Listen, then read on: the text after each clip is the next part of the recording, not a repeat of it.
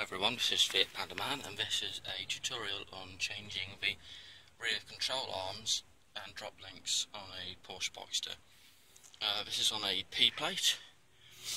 One of the most important things we're going to start off by doing is loosening the wheel bolts while it's on the floor, because it's a bit difficult unless you've got a good handbrake to do it in the air.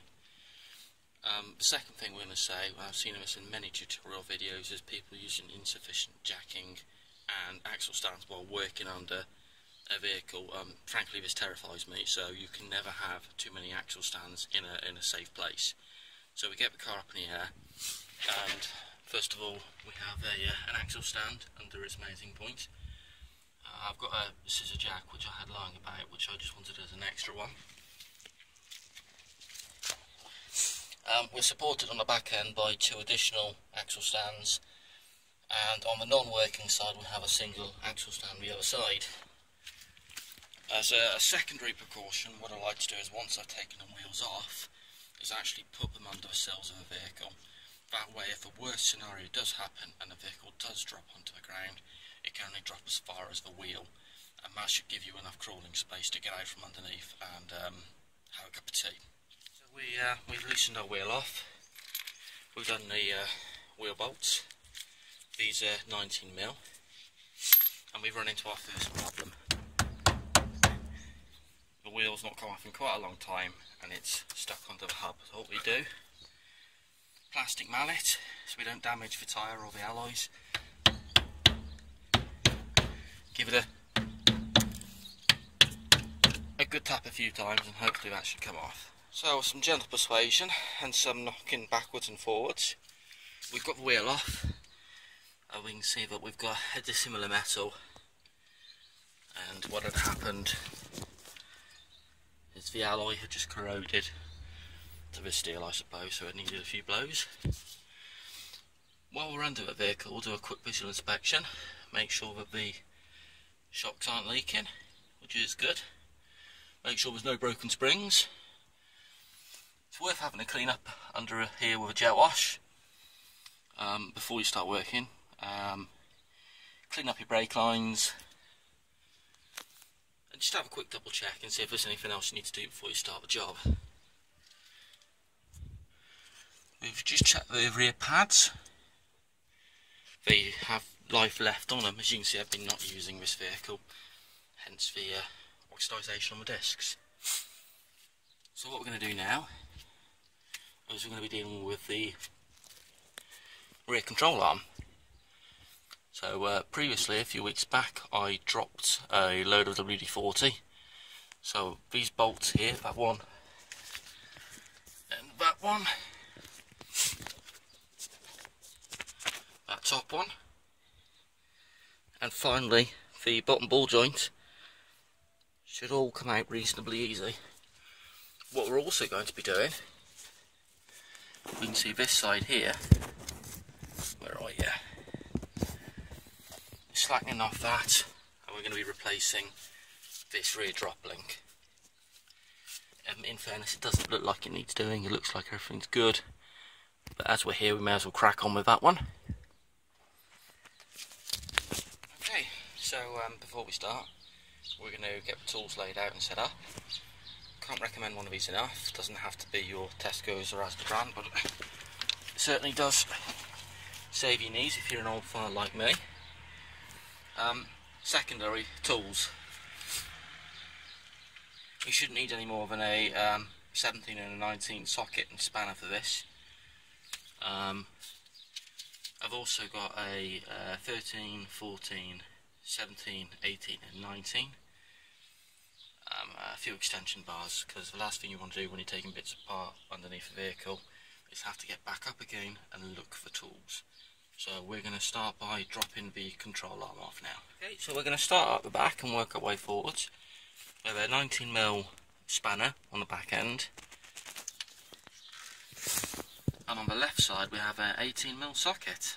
Usually you'd expect 19 and 19, so you're going to need an 18 for this one. Okay, so we've got the back undone now. It's under quite a bit of tension at the moment, so don't think we're going to be able to get that out just yet. So our next step is going to be doing undoing the rear trailing arm link, for want of a better description. The top bolt's a 21, it would appear, and the bottom again is a 18. So what we're going to do is put a spanner on the top and just slacken it off now. Okay, so you can see that we've got the centre one off now. We need to slacken off the top one, and we've got the ball joints top bolt off. This is an odd one because this is actually an 18, and I don't seem to have an 18 spanner. I've got an 18 socket, but there's no travel ream on it, so I've had to use the universal rounders and drop that off, and it's just taken a couple of thumps.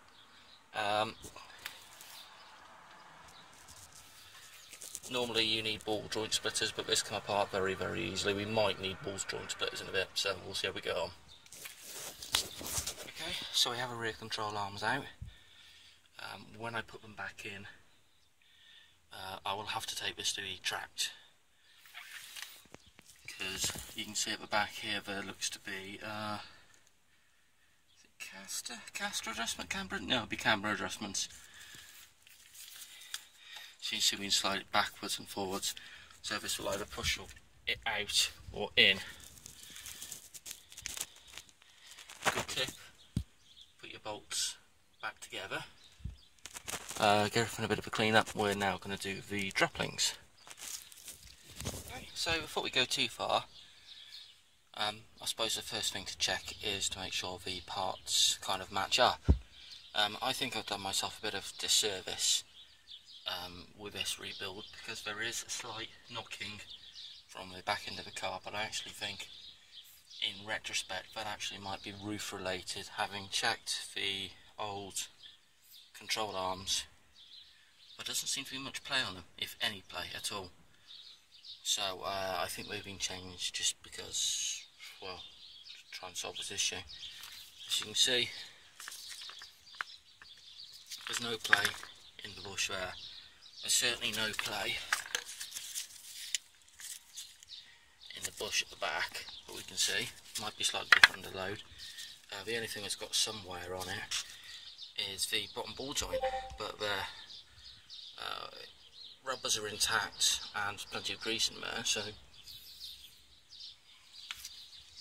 the total kit for 2 rear arms and true drop links was £149, and just verify that, yep, they're going to work. Would have been nice to have seen new bolts with these. We'll have to recycle the old ones with a bit of thread lock. So we're going to swap over the anti-roll bar links now. Again, it seems Porsche use odd sizes, so these are 15mm. So time to rate the toolkit. So, changing the anti-roll bar links on a Porsche Boxster, 15mm socket, 17mm spanner, easy. See a 15 on the outside, and to stop everything from rotating you have a 17mm on the inside, and it's just a case of slackening the bolts off and they should push out. The Porsche really are all over the shop as regards their sizing. The top ARB is actually 18mm and a 17mm, so sorry about that. So we have the old one and the new one, and as Haynes would say, fitment is a reversal of disassembly. So we're going to crack on with it. So nice and easy. Tighten back up again. Don't forget it will rotate until you put a 17mm spanner on those. A bit of thread lock as well. And job's a good one. So now we're going to put the bottom control arm back on, obviously. You don't want to take the plastic bit off, don't try and put it back on with that on. And yeah, that should be fun to try and get that back in that slot. Okay, so we've now finished. We've got the rear anti-roll bar links it in nice and tight. We've put on, and I've just gone back through the video footage and put it back onto the adjustment that it was prior to the removal. Still going to take it to be tracked. We've re-gone over and checked all of our bolts and double checked. We can also clean up just the hard pipes on the brake lines, and I've just sprayed a little bit of WD-40 on the coil pack bolts.